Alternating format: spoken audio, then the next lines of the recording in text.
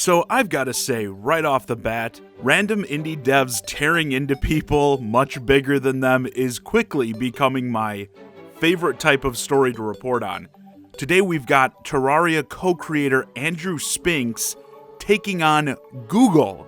But before we get into it, quick reminder, if you enjoy the video, please remember to give it a like and subscribe to the channel for more indie dev on mega corporation violence.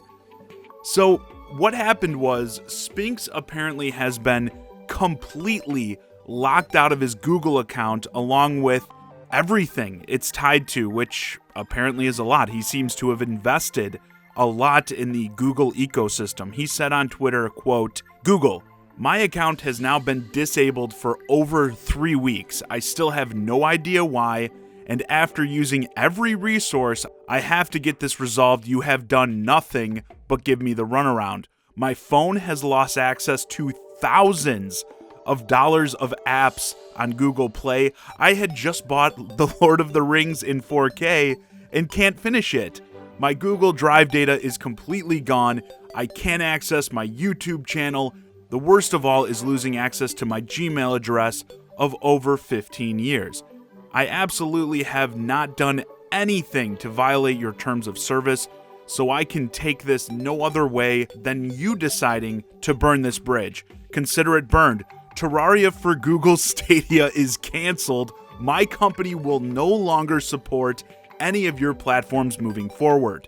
I will not be involved with a corporation that values their customers and partners so little. Doing business with you is a liability." Wow, so much to unpack here. What's crazy to me is he's saying that he's been cut off and been given no reason as to why. They just shut him down without warning. He's actively trying to figure out what's going on, and no one can give him a straight answer. And his tweets have gotten a lot of engagement here. Thousands of likes. He directly tagged Google as well as Google Stadia in it. I feel like there's no way someone from Google hasn't seen this yet.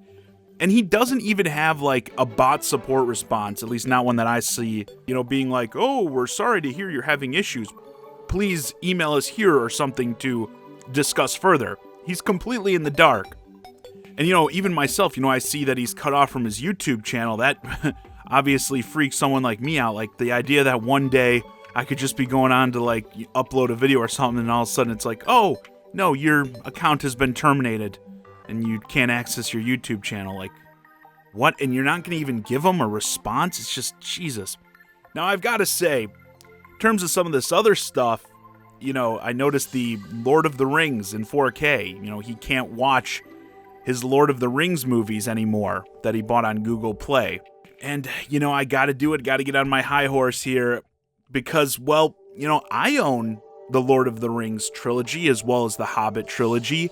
Not in 4K, but they're on Blu-ray. And you know what?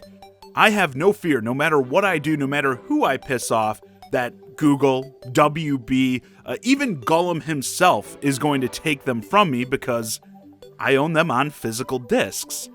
This guy talks about the thousands of dollars he spent in these apps, and while sure, some of that stuff is going to be on things, you can only do on your phone, you can only do digitally. Like I mentioned with YouTube, there's nothing I can do about my YouTube account being owned by Google.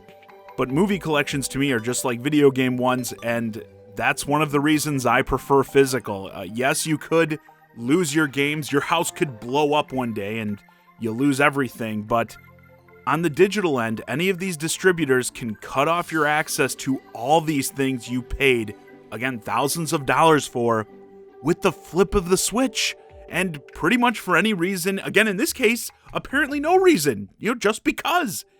And yeah, I don't know how much of this money was in like movies, music, and games versus, I don't know, like apps that you really have no other way to interact with. But yeah, every time I see a story like this, it makes me very happy that I go physical whenever possible.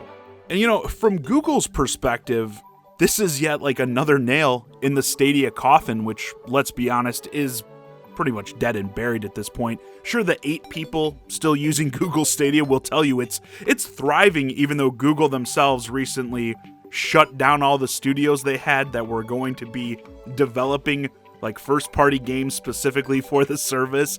Always a good sign when you kill all your first-party studios and say you yourselves won't be making games for your platform. If Nintendo came out one day and was like, yeah, we're shutting down all our studios and won't be making any more Mario or Zelda games for Nintendo Switch, but don't worry, nothing's wrong, the system will continue to be fully supported, I'd totally believe that.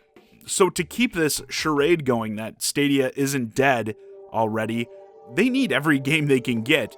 And while you might be like, oh, well, Terraria's, it's one small game, it's still got a strong player base who's going to be very turned off about what's going on here with one of the game's creators. And the creator himself surely has friends who are other developers in the industry that he's going to be talking to, telling the story to. And especially with the whole Stadia thing already being a sinking ship, others may pull back support that they were planning. And just in general, I think when people see stories like this, it's a huge turnoff.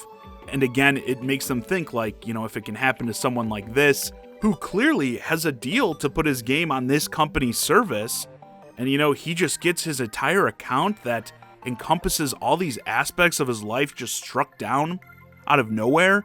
I mean, yeah, some won't, but I personally can't read into that and be like, wow, if it could happen to him, it certainly could happen to me.